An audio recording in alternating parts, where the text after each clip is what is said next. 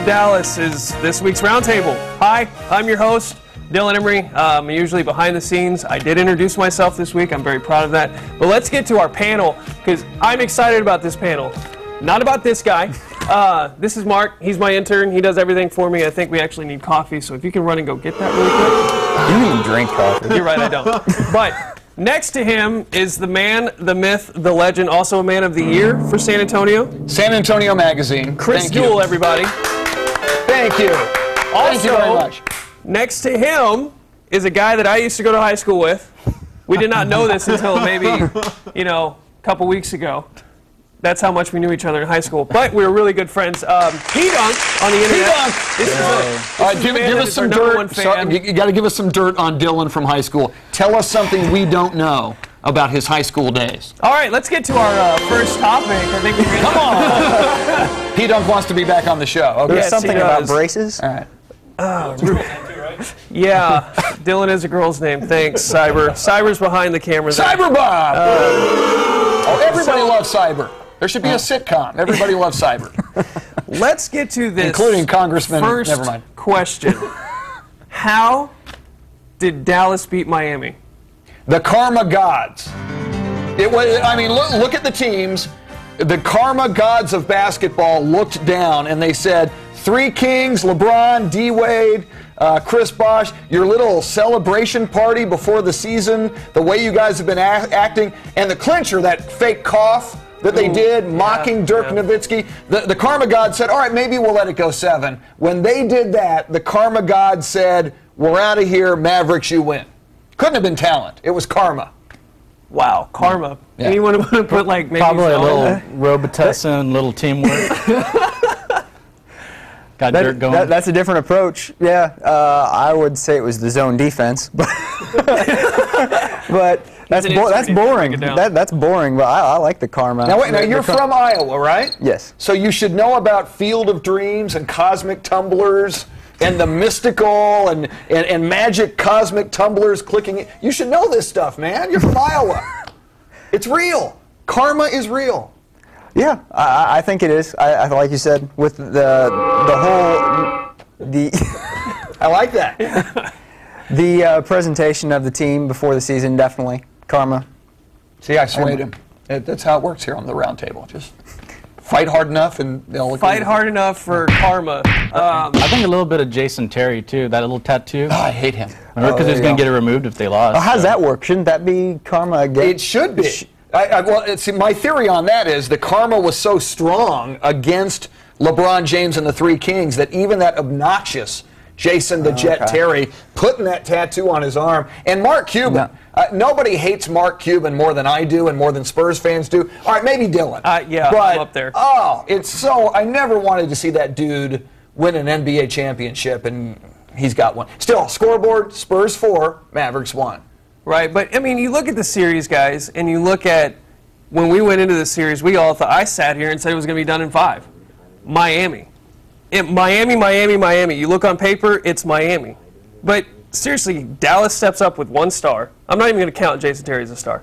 But, what did they do to shut down Miami? Like, LeBron didn't even show up in the 4th quarter. Did they put something in his water to make him not even show up? I think they were probably a little bit confused during crunch time, and you got 3 superstars, and then they don't. Wade used to be the leader, and now it's LeBron's team. So I think they got a little bit confused, like who was the man in crunch time. But he didn't even want it. That's what is so perplexing about this. And if they ever go back to the finals, it's going to be the storyline. And he did this last year against the Boston Celtics.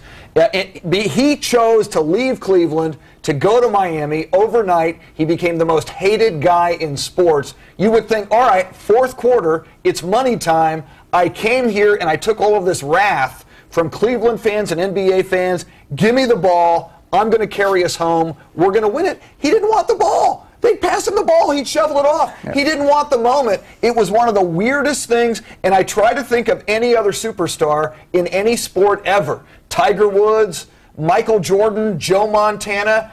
I cannot think of any other superstar ever who's gone through what we've seen LeBron James go through in these finals. No, you're right, because, it's one of those things where Jason Terry called him out.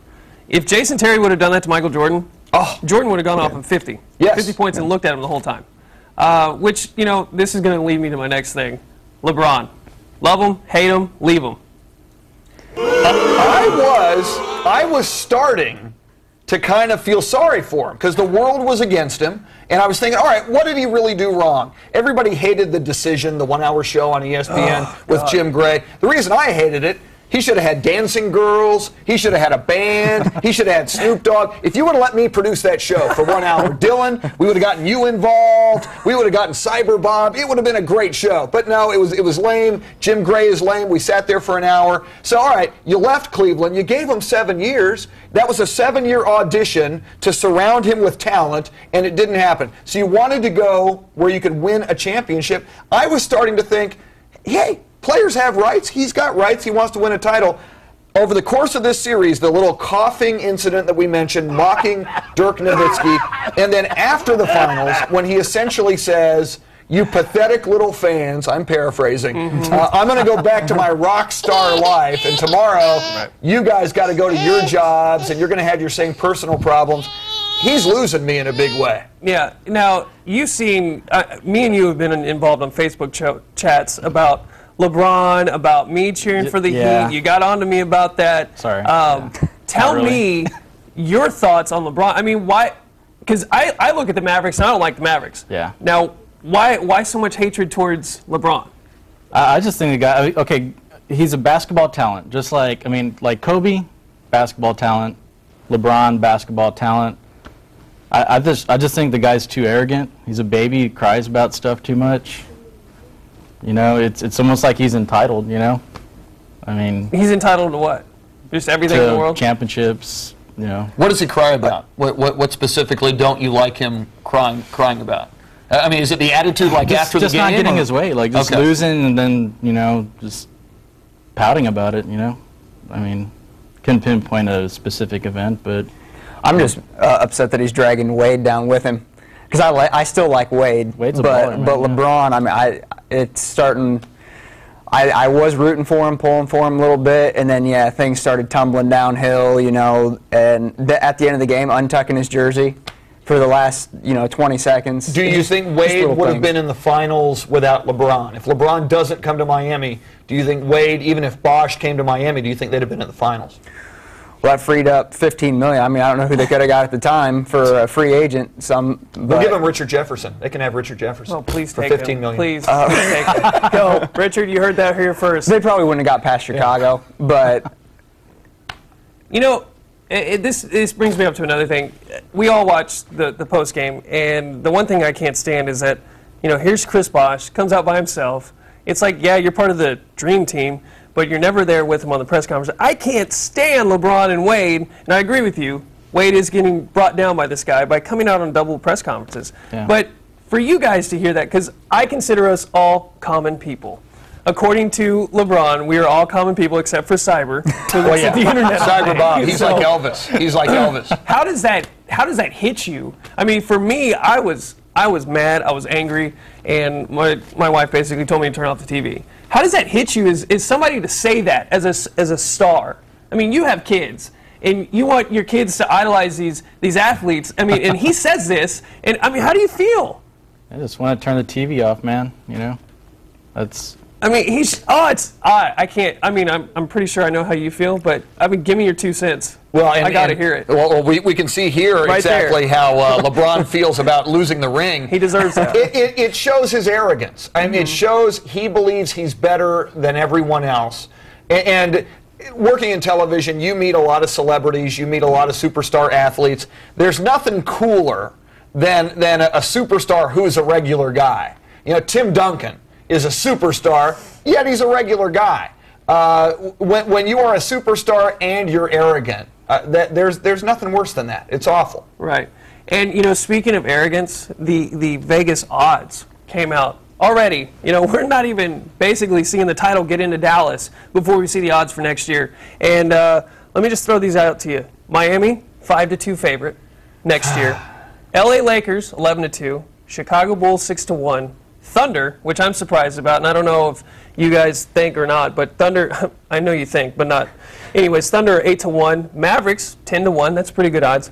But they just won. So they're number what? 5, 6. The Mavericks. Yeah. You just won the NBA championship. Right, and they're Dirk's probably only been a going to get monster, and that's a slap in the face of the Mavericks. It's like you can't do it again. Our favorite team, the Spurs, are 20-1 because apparently they're, favorites. I guess. I mean, according to Tony, we're good. They were not so good, but then according to Pop, why listen to Tony? Listen to me. We can do this and that. What do you think of the odds? Miami's up there at number 1. I think that's about right. Go ahead. Oh, sorry. Miami, I think that's probably about right. I think that they're going to get one. I mean, they have to get one. No. They're just too talented to not get one. Dallas, really, they talked about it. They had the perfect defense. They play more zone. If Miami plays a team that doesn't play that kind of defense, maybe more one-on-one, they'll take them. Oklahoma City, they would beat. I think they would beat LA. It'll take a tough defensive team from the West to beat them in the finals next year. I don't know. P-Dunk, your thoughts? Miami Heat up there, number 1 again. Miami's going to be back, man. They'll be back. Bulls, they're probably going to get even better. They're a young team. They're hungry. Probably didn't have enough experience this year, but Boston, I don't see them really hitting that high point as much as they have been. I think Boston's old. Yeah, they're getting there. Boston's old. San Antonio's old. Still winning 61 games, though. Right. Chris, Miami. Karma? Well, you said, and I think everybody's saying Miami's going to get one. They're going to get their rings. Miami's going to be back. Karma. I got a feeling that this is going to be the worst offseason for LeBron James in his life. He had a golden opportunity. You were right. They should have won this series in 5 games.